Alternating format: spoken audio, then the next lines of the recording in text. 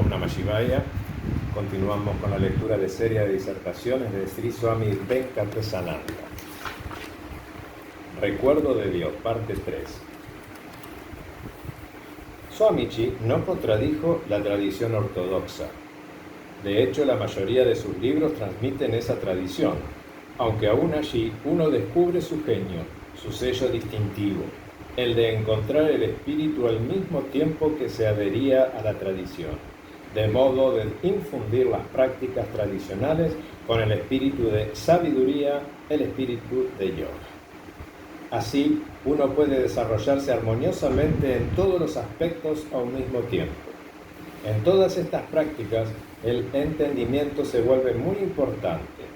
Ni Karma Yoga, ni Bhakti Yoga o las prácticas de Yama, Niyama, Asana, Pranayama y Samadhi pueden hacerse mecánicamente.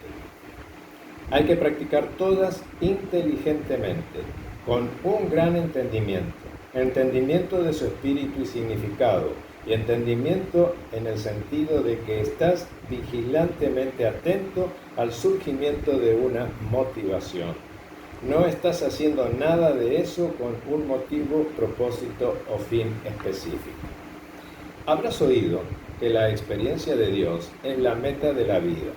Swamiji también usaba esta expresión, pero si entiendes lo que esto significa, comprendes que no es una meta en absoluto. ¿Qué es esa experiencia? La materialización se produce cuando alguien hace magia y materializa un objeto. Por ejemplo, alguien agita una mano y sale ceniza de sus dedos. Esto significa que es ceniza materializada, lo que significa, a su vez, que la ceniza estaba allí en forma espiritual y él la ha materializado, la ha hecho material. Lo que era solo espiritual, invisible, ha sido materializado. De la misma forma, ¿qué significa realizado? Algo que no era real se ha vuelto real, se ha hecho real. Pero cuando hablas de realización de Dios, ¿estás sugiriendo que Dios no es real y que cuando nosotros nos sentamos a meditar, Dios se vuelve real? No, obviamente no. Dios es real todo el tiempo. Pero si observamos nuestros pensamientos, palabras y actos, si observamos nuestras experiencias en la vida, vemos que no muestran que tengamos la experiencia de que Dios es real.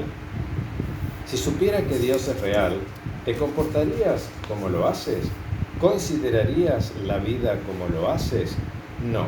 Tus acciones en la vida, tus pensamientos, palabras y actos ponen en evidencia que no sientes, no sabes que Dios es real. Ni siquiera aceptas que Dios es real. De modo que no hay aceptación de la realidad, no hay visión de la realidad, no hay conocimiento de la realidad. Eso es ignorancia. La eliminación de esa ignorancia es la realización de Dios.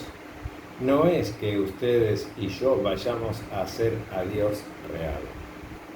En este momento, consideras a Dios irreal, porque esa realidad está cubierta por un velo de ignorancia. La eliminación de ese velo de ignorancia es realización de Dios. Por ejemplo, si entras en esta habitación y está muy oscuro, no ves ningún escritorio. Cuando se enciende la luz, ves los escritorios.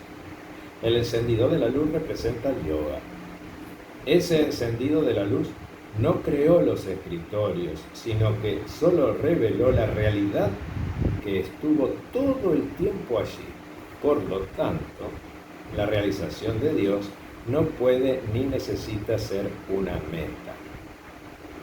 Por consiguiente, el entendimiento de lo que estamos haciendo no significa entender el motivo con el cual lo estamos haciendo, sino entender esa luz interior con lo cual se evita que surja la sombra de la motivación.